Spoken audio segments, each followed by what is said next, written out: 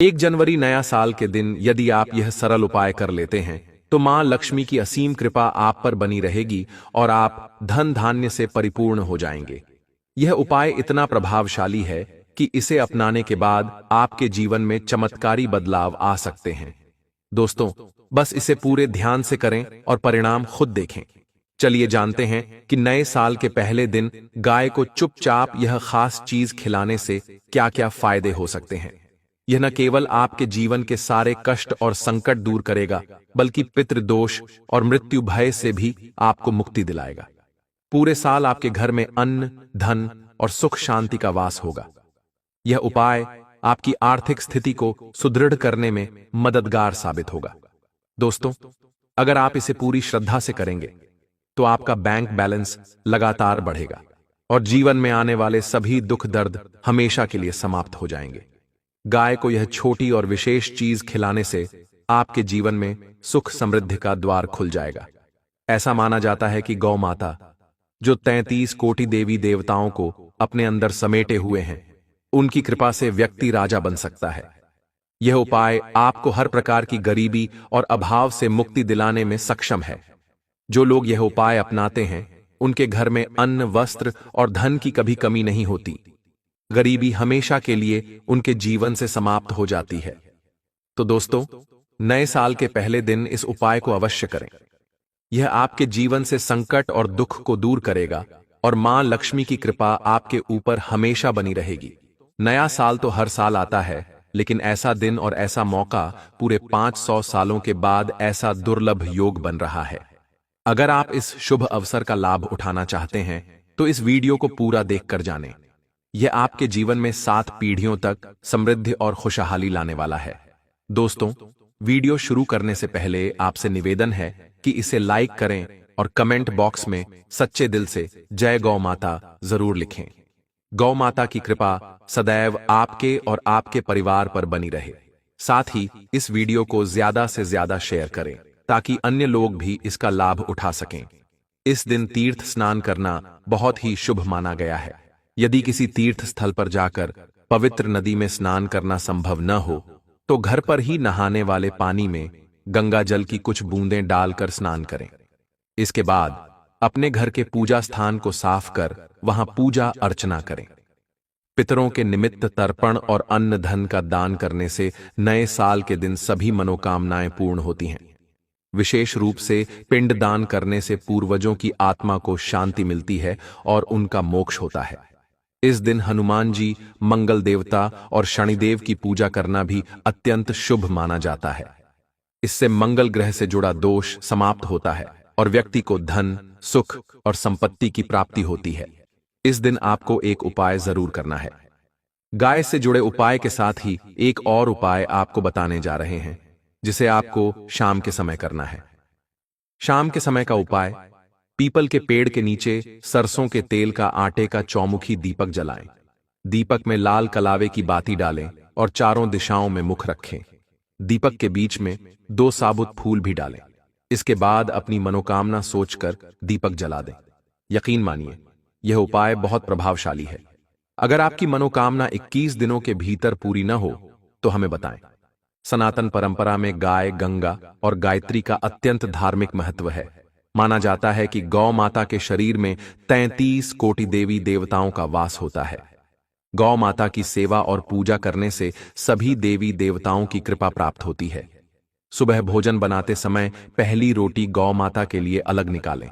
अगर संभव हो तो इसे काली गाय को खिलाएं। अगर काली गाय न मिले तो सफेद गाय को भी खिला सकते हैं। इसके अलावा पूजा पाठ और हवन में पंचगव्य, गाय का दूध, दही, घी, गोमूत्र और गोबर का उपयोग जरूर करें। गाय का गोबर, गोमूत्र, दूध और घी धार्मिक दृष्टि से बहुत पवित्र माने जाते हैं। इनका उपयोग हर मांगलिक कार्य में करना चाहिए। जिस घर में गाय होती है वहां के सभी वास्तुदोष समाप्त हो जाते हैं। गौशाला जाने का नियम बनाएं। परिवार के साथ सप्ताह या महीने में एक बार गौशाला अवश्य जाएं। वहां गायों को हरा चारा खिलाएं। इससे आपको शुभ फल प्राप्त होंगे और 9 ग्रह शांत होंगे। गौ माता की सेवा और पूजा से न केवल धन संपत्ति में वृद्धि होती है, बल्कि दुख, दर्द और संकट भी समाप्त हो जाते हैं। यह उपाय आपके जीवन में सुख समृद्धि लाने वाले हैं। गर्मियों में गौ माता को पानी पिलाएं और सर्दियों में उन्हें गुड़ जरूर खिलाएं। ध्यान रखें कि गर्मियों में गाय को गुड़ न खिलाएं। गौ माता, जो अपने शरीर में अनेक देवी देवताओं को धारण करती हैं, उनके साथ जुड़े कई शुभ और अशुभ संकेत होते हैं। यदि गाय का दूध दोहन करते समय दूध गिर जाए या बिखर जाए तो यह अपशगुन माना जाता है। लेकिन यदि यात्रा पर निकलते समय गाय अपने बछड़े को दूध पिलाती हुई सामने आ जाए तो यह शुभ संकेत है और आपकी यात्रा सफल मानी जाती है। यात्रा पर जाते समय गाय की बाईं ओर से आवाज आना और रात्रि में गाय की हुंकार सुनाई देना भी शुभ होता है। गाय से जुड़े कुछ विशेष नियम और सावधानियां भी शास्त्रों में बताई गई हैं। भूलकर भी गाय के साथ गलत व्यवहार न करें, अन्यथा घोर पाप का भागी बनना पड़ता है। आजकल गाय को राष्ट्रीय पशु बनाए जाने और उनके अधिकारों की बात हो रही है, लेकिन कई लोग गायों के साथ बुरा व्यवहार करते हैं।